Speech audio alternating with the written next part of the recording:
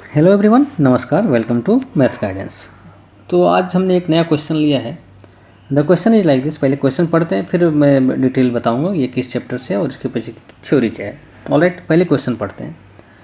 For what value of m will the system of equations 17x plus my plus 102 is equal to 0 and 23x plus 299y plus 138 equal to 0 have infinite number of solutions. Alright, question में दिया हुआ है कि infinite number of solutions अगर इन दोनों equations का होता है तो m का वैल्यू क्या होगा। For what value of m these two equations have infinite number of solutions. Alright, तो सबसे पहले हम चैप्टर का नाम लिखते हैं। ये किस चैप्टर से लिया गया है।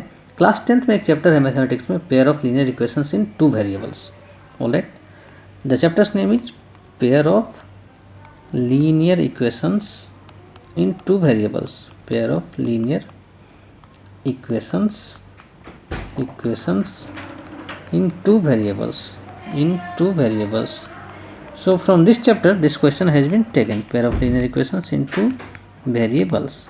Alright, अभी इसके पीछे की थ्योरी क्या है उसे अच्छे से समझते हैं, क्योंकि इस टाइप के क्वेश्चंस पूछे जाते हैं एग्जाम्स में अक्सर।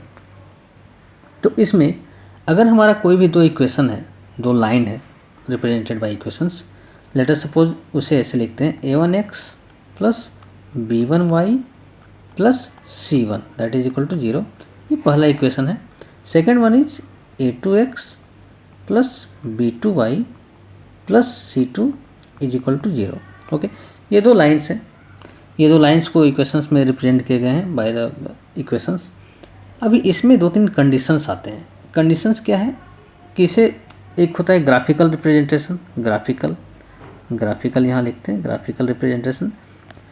एक होता है अलजेब्रिक रिप्रेजेंटेशन, अलजेब्रिक। ऑलराइट, तो अभी इसमें ग्राफिकल और अलजेब्रिक में थोड़ा सीधा करते हैं। ऑलराइट, तो पहला जो हमारा होता है कि अगर दो लाइंस इंटरसेक्टिंग है, पहला कंडीशन है अगर दो लाइंस इस तरह से इंटरसेक्टिंग है तो इनका सॉल्यूशन होता है यूनिक सॉल्यूशन। यूनिक सॉल्यूशन मतलब एग्जैक्टली वन सॉल्यूशन, यूनिक। तो यहाँ पे कट गया, यहाँ पे कहीं पे कट किया है, तो इसका एक यूनिक सॉल्यूशन है। सेकंड वन होता है, जो कंडीशन होता है वो होता है कोइंसिडेंट लाइंस। कोइंसिडेंट लाइंस मतलब एक लाइन है ये और इसी के ऊपर एक और लाइन कर दिया गया है, तो इसको बोलते हैं कोइंसिडेंट लाइंस। तो इसका इनफाइनाइटली मेनी सॉल्यूशंस है, इनफाइनाइटली मेनी सॉल्यूशंस, जो कि इस क्वेश्चन में डिस्कस किया गया है, इनफाइनाइटली मेनी सॉल्यूशंस।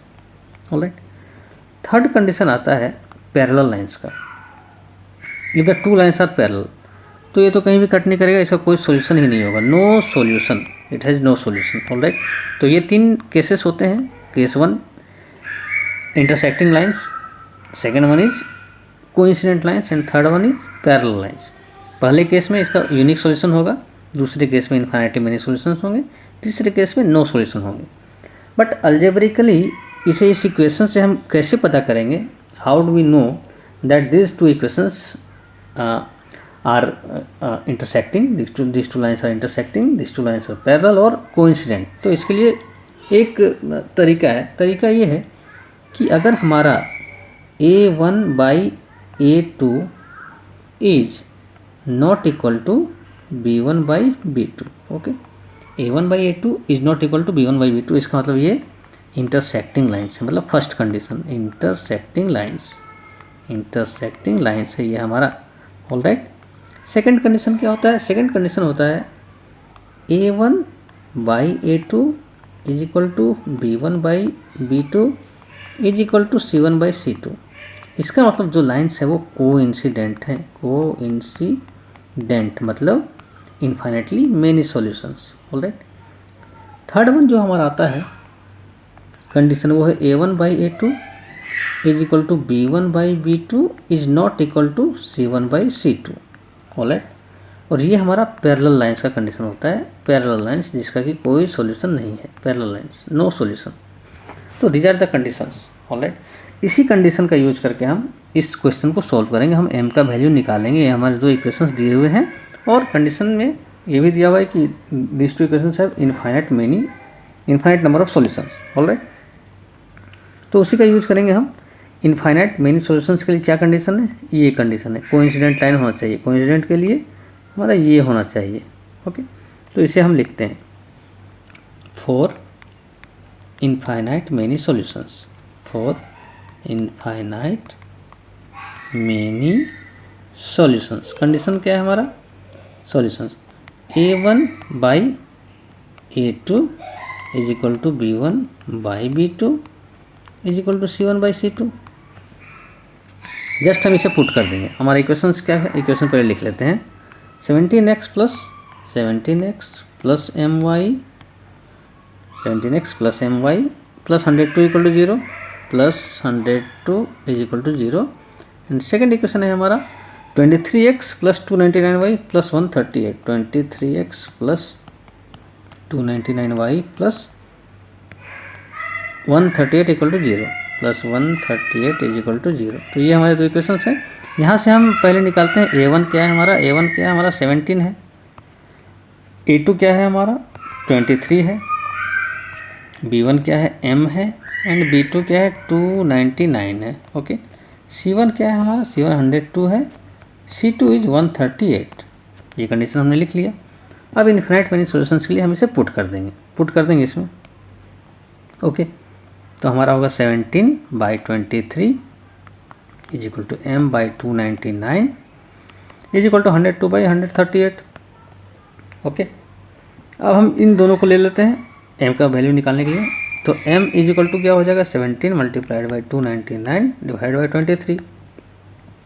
ओके, ये फैक्टर हो जाएगा 23 1 जा 23 69 23 3 जा, मतलब 17 मल्टीप्लाइड बाई 13। इसका आंसर क्या होगा 13 7 जा 91, 13 प्लस 22 आई थिंक, 13 प्लस 7 22, तो 221 इसका आंसर हो जाएगा। 221 is the option number 1। Okay, so 221 is the answer of this question, that is the value of M should be 221.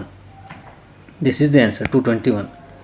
काफ़ी इजी क्वेश्चन था, बट अगर आपको थ्योरी आती है तो इजी लगेगा, वरना टफ ही लगेगा। तो इसमें 3 कंडीशंस, किसी भी कंडीशंस में क्वेश्चन पूछे जा सकते हैं। That is why I discussed all the 3 conditions, intersecting lines unique solution, coincident lines infinitely many solutions, and parallel lines no solution. तो इस टाइप के क्वेश्चन अक्सर पूछे जाते हैं एसएससी में या इन अदर कम्पिटिटिव एग्जामिनेशंस। तो इसे आपको याद रखना होगा, इसे समझना होगा। सो आई होप आपको पसंद आया होगा, and I will be discussing such problems in future also. और आप मेरे चैनल्स को लाइक कीजिए, सब्सक्राइब कीजिए। I will be keep posting such videos, and thanks for giving your time. Thank you very much.